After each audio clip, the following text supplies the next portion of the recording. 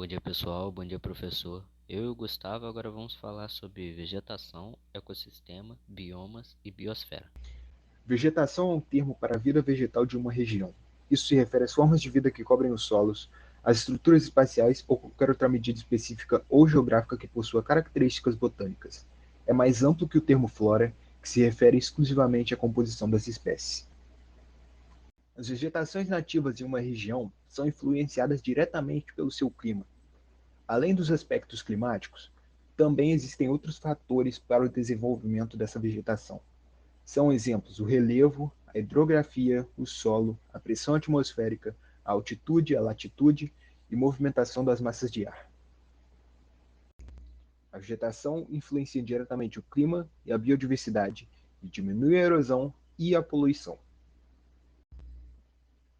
Solos sem vegetação significam solos desprotegidos, com baixo conteúdo de matéria orgânica e da biodiversidade, insuficiência de água e elevadas taxas de erosão.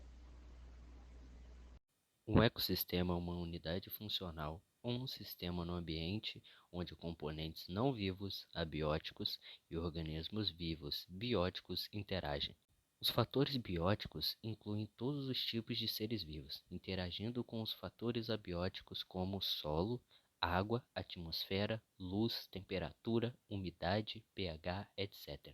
A função essencial de tal sistema é capturar e distribuir energia entre os organismos vivos e o ambiente. Os organismos vivos têm uma hierarquia interna dentro de um ecossistema, formando cadeias alimentares. Essas cadeias alimentares contribuem para a existência de um ecossistema, assim como substâncias não vivas, como a energia solar. Os ecossistemas do mundo podem ser separados em dois grupos: os terrestres e os aquáticos. Os aquáticos, por exemplo, lagos, represas, oceanos, mares, rios e mangues. E os terrestres, por exemplo, as montanhas, as pastagens, desertos, dunas, florestas e etc. Um determinado ecossistema pode variar ao longo do tempo, com sucessão ecológica, movimentos de riachos, seca e extinção de espécies, introdução de espécies exóticas, interferências humanas e outros fatores. Bioma é um conjunto de vida vegetal e animal, constituído pelo agrupamento de tipos de vegetação próximas e que podem ser identificadas a nível regional. Consideram condições de geologia e clima semelhantes e que historicamente sofreram os mesmos processos de formação de paisagem, resultando em uma diversidade de flora e fauna própria.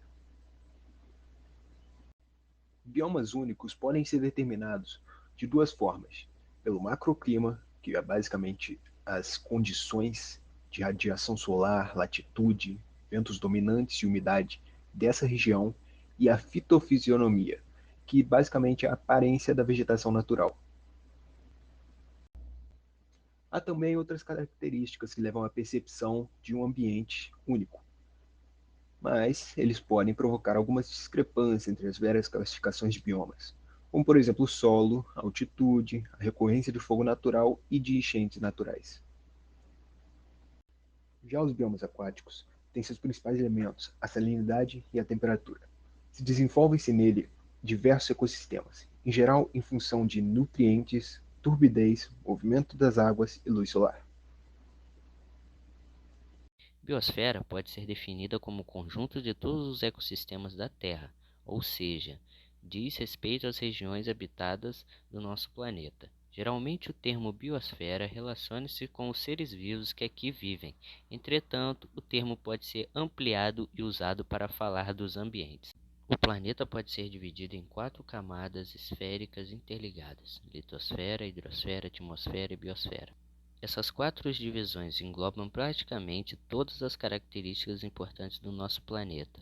Litosfera, por exemplo, é o nome dado à parte sólida formada a partir das rochas.